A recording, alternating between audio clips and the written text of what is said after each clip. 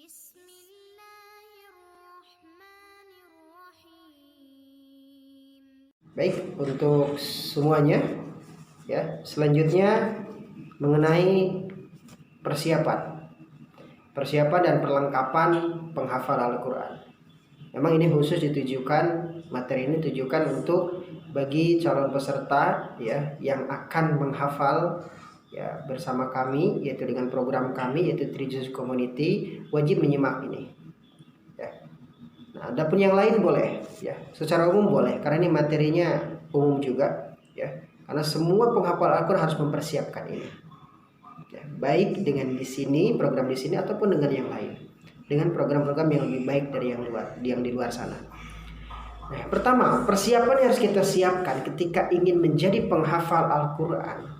Bahkan penghafal Al-Qur'an yang sudah berjalan, punya hafalan 5, 10, 20, bahkan 25, kalau persiapan ini tidak ada dalam dirinya, itu bermasalah nanti dalam menghafalnya. Menemukan kesulitan-kesulitan, mungkin kesiapannya tadi, perlengkapannya dulu belum lengkap nih menghafal itu. Karena perjalanan sangat berat sekali ya. Hadiahnya surga loh, dijamin Allah masuk surga. Makanya ngapal Quran itu nggak mudah ya, hadiahnya surga. Kalau gampang mungkin hadiahnya dapat payung ya, dapat apa ini, botol minuman. Ya, ini hadiahnya Quran, surga. Jadi kita harus benar-benar mempersiapkan diri kita, keadaan kita untuk menjadi penghafal Al-Quran. Pertama, persiapannya adalah yaitu persiapan internal. Otomatis ada eksternalnya. Oke, internal dulu. Yang pertama, internal adalah di sini kita harus siapkan dulu psikologi. Ya, kita harus siapkan dulu psikologi kita. Kita harus siapkan dulu psikologi kita, psikologi kita, kejiwaan kita, sudut pandang kita, mental kita, yang selalu kami sebut di sini dengan mindset penghafal Al-Quran. Seperti apa? Tepiskan semua hal-hal buruk tentang Al-Quran, tentang menghafal Al-Quran. Saya sudah tepiskan, oke. Kita cek. Kalau Anda mengatakan Al-Quran sulit dihafal, itu berarti mindset kita bermasalah. Mengatakan, aduh kalau nanti ngapal Quran takut lupa, kalau lupa nanti dosa, berarti ada yang salah dengan mindset Anda. Apalagi saya bukan orang pondokan, saya nggak mungkin bisa ngapal Quran. Adik saya ini, saya nggak mungkin bisa ngapal Quran. Yang ngapal Quran tuh anak syekh, kiai, anak siapa lagi? Oh, anak Habib, apalagi? Gak. Ya, berarti ada yang masalah dengan pola pikir kita. Ya, yang mondok aja banyak kok yang nggak ngapal Quran. Ya, di situ. Itu tanda mindset kita bermasalah. Kita harus persiapkan dulu mindset kita. Pola pikir kita, sudut pandang kita terhadap Al-Quran. Sebenarnya kalau di seminar ini materinya 2 jam ini. Tapi kita di sini sepintas saja tentang itu. Karena nanti kita akan berikan materinya berjalan selama 3 bulan nanti. Di sini persiapan mental kita. Yang pasti mental kita perbaiki. Cara memperbaikinya adalah pertama, perbaiki pandangan kita terhadap Al-Quran.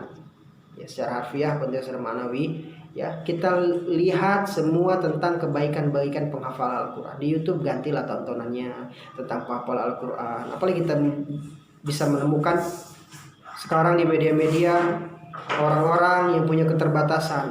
Kita lebih sempurna kok nggak bisa ngapal, tapi mereka bisa. Ya, itu sudah menunjukkan, Allah buktikan kalau ngapal Quran itu mudah. Tinggal kita mau dan tidaknya, sungguh-sungguh dan tidaknya. Mental kita perbaiki pandangan kita, kemudian pendengaran kita tentunya.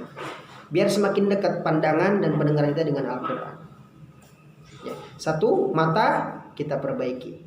Hal-hal yang baik saja yang dilihat di Al-Quran. Yang kedua, telinga perbaiki juga. Dengar semua motivasi-motivasi tentang penghafal Al-Quran. Biar terus menjadi masuk ke kejiwaan kita. Tepiskan semua hal buruk. Kamu gak mungkin bisa ngapal Al-Quran, kamu bukan keluarga penghafal. Tepiskan itu. Siapapun bisa. Apalagi yang sudah menghafal biasanya kayak gini. Kamu berapa juz? 10. Kok nggak nambah-nambah? Itu udah untung saya 10. Keluarga saya nggak ada yang hafal. Nah, kan jadi mentok 10 juz biasanya. Nah, itu harus tepiskan mindset seperti itu. Ya. Kemudian setelah mindset, niat. Ini yang penting, niat. Ya, niat tentu tidak lain tidak bukan semuanya karena Allah Subhanahu wa taala, karena segala sesuatu bergantung apa yang kita niatkan. Semua harus karena Allah Subhanahu wa taala. Ya, niat karena Allah. Adapun tujuan boleh silahkan, ya, tidak masalah, ya. Yang penting jangan kita jadikan ngafal Quran ini sebuah ajang-ajang menjadi ria, takabur, apalagi hal-hal yang buruk lainnya. Insya Allah tidak penghafal Quran, tidak ada yang punya niat seperti itu. Niat karena Allah, karena itu akan menenangkan dalam diri kita. Ketika ada kesulitan, kalau niat karena Allah, nggak merajuk, nggak yang nama di situ bilang protes lah, uring-uringan lah, enggak. Kalau niat sudah karena Allah, ketika menemukan ayat yang sulit, terima kasih Allah, Engkau berikan aku kesempatan untuk mengulang-ulang ayat ini. Coba lihat tadabburi, jangan-jangan itu berhubungan dengan kita ayatnya itu. Ya, selalu ada kebaikan di situ. Orang dengan niat karena Allah selalu menjadikan segala sesuatu yang terjadi ketika sedang, bahkan setelah menghafal, itu adalah kebaikan. Pandangannya, sudut pandangnya, pola pikirnya selalu menjadi kebaikan dan selalu berbaik sangka kepada Allah Subhanahu wa taala. Ini niat, ya. Ya, niat. Sungguh-sungguh kita harus berniat. Tujuan terserah. Ya, mungkin saya ingin dapat beasiswa dan sebagainya, nggak apa-apa. Ada kemarin sedikit ya, ada kemarin yang ikut di sini menghafal karena malu. Malu kenapa? Istrinya penghafal Quran, ya minimal saya dapat 3 juz, 5 juz, alhamdulillah dapat 10 juz, ya. Nah, terserah, nggak apa-apa. Tapi niat tetap karena Allah. Ya, nanti kita jelaskan perbedaan niat dan tujuan, ya. Yang pasti itu niat. Persiapkan internal kita nih, berdua tuh. Ya, tadi psikologi kita persiapkan, niat kita. Yang ketiga adalah istighfar. Istighfar ini minta doa apa? Taubat. Yuk, para calon penghafal Quran dan bagi siapa yang sudah menghafal Quran, banyak-banyak taubat. Al-Quran itu suci. Ya, hanya orang-orang suci, maksud saya hanya orang-orang yang berusaha menyucikan dirinya yang gak akan bisa bersahabat dengan Al-Quran. Banyak taubat, terutama tobat mata dan telinga, ya, khususnya para ikhwan. Tobat, istighfar, dan bagi yang punya dosa saja. Yang nggak punya, nggak apa-apa, nggak usah tobat, ya. Ya, perbanyak lisan mengucapkan Al-Quran sebelum menghafal, perbanyak lisan. Makanya nanti kita ada namanya program qiraah dulu, membaca dulu, biasakan dulu lidah dengan lisan kita dengan Al-Quran. Banyak kok orang yang bisa baca Quran tapi lidahnya tidak terbiasa dengan Al-Quran, banyak. Ya, kesulitan penghafalan Al-Quran adalah karena memang dia jarang membaca Al-Quran, jarang berinteraksi Al-Quran, bahkan jarang mentadabbir Al-Quran, sehingga dia kesulitan dalam menghafal Al-Quran. Ya, hati-hati itu. Taubat banyak dengan lisan kita mengucapkan hal-hal baik dan juga kemudian banyak membaca Al-Quran. Ya, perbanyak baca Al-Quran. Ya, kurangi maksiat. Dari sekarang kurangi, ya. Kalau ditinggalkan, kita manusia, tapi Allah suka dengan orang yang mukhlis, ya. Muslim, bukan mukhlis, ya. Kemudian yang selanjutnya adalah tadi doa, kemudian lancar bacaan. Kita tidak menerima setoran hafalan orang yang tidak lancar bacaan. Bahkan hafalan yang gak lancar kita gak terima. Karena nanti orang akan mengatakan, kenapa hafalan saya lupa, kenapa kemarin hafal sekarang enggak. Itu biasanya masalah di menghafalnya. Maka nanti kita akan berikan metodenya seperti apa, ya, nanti khusus di metode.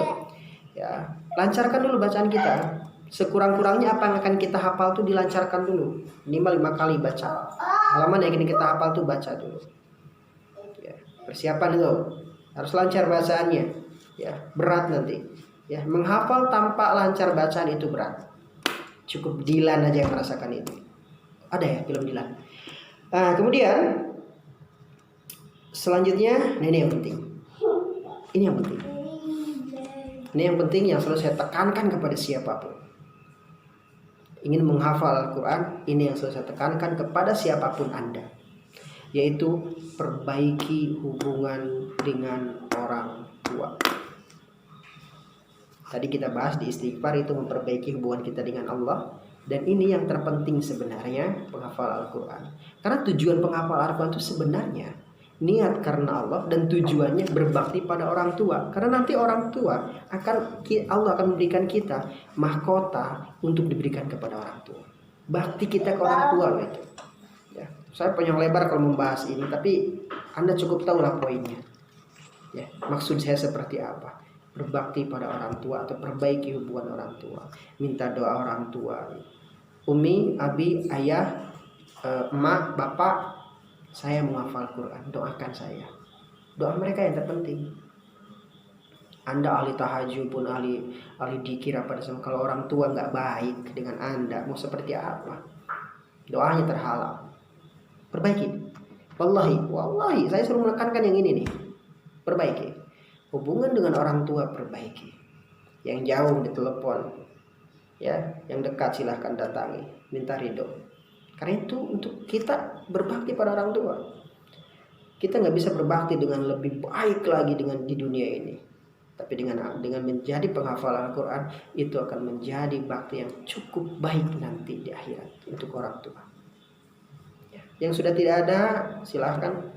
Anda tahu caranya seperti apa. Yang suka baca Yasin, baca Fatihah, silahkan. Yang tidak, ya nggak masalah. Doakan orang tuanya. Hati-hati. Doakan orang tuanya. Ya, doakan orang tua, bersedekah untuk orang tua, beramal niatkan untuk orang tua. Bagi yang sudah tidak ada, yang ada silahkan, mumpung masih ada, perbaiki itu. Jangan sok-sokan jadi penghafal Al-Quran tapi dengan orang tua nggak baik itu.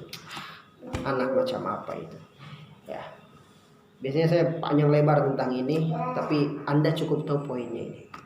Itu perbaiki hubungan dengan orang tua. Selanjutnya apa ya, persiapan dirinya yaitu tahajud. Nanti untuk penghafal Al-Quran biasanya tahajudnya jadi kewajiban dan juga plus duhanya. Nah, nanti kita bicarakan di program ya. Pasti kita persiapkan itu untuk tahajud, untuk bisa memaksimalkan tahajud dan duha. Dan tidak pun ya salah satunya. Kalaupun tidak, karena programnya untuk umum ya, punya kegiatan aktivitas masing-masing. Yang penting bisa bangun malam karena bagusnya waktu nanti menghafal tuh dari jam 3 ke bawah sampai pagi. Nanti kita akan bahas di metode itu. Selanjutnya adalah investasi waktu. Nah, ini sangat penting juga. Karena ini menunjukkan komitmen kita menjadi penghafal. Harus kita tegaskan dulu. Saya menghafal Quran nih, walaupun sesibuk apapun ya udah, saya ingin menginvestasikan waktu berapa menit? 30 menit? 30 menit? Ya kan? 1 jam? 2 jam? Ya, di sini yang karantina full 30 hari itu investasinya sampai 12 jam. Ya, nyuci dicuciin, mandi sendiri ya. Makan sudah disiapkan apa dan sebagainya. Dia fokus di ngapal Quran.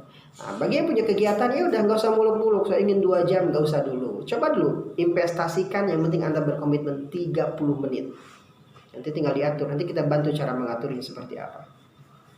Ya pasti investasikan biar nggak keganggu waktu itu. Itu waktu khusus untuk Al-Quran. Gak banyak kan? 30 menit saja cukup. Nah, itu nanti Anda punya takaran waktu Anda sendiri ingin menginvestasikan. Dan jangan terlalu karena saking semangatnya saya ingin menginvestasikan 3 jam, jangan dulu. Ya, jangan dulu. Nanti kita bantu bagaimana caranya. Ya.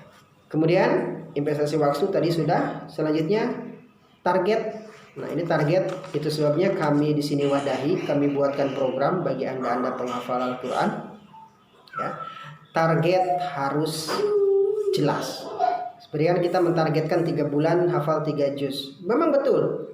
Ya, ada yang tercapai, ada yang tidak. Betul. Banyak. Ya, kemarin ada yang cuman dapat 1 juz. Mohon maaf.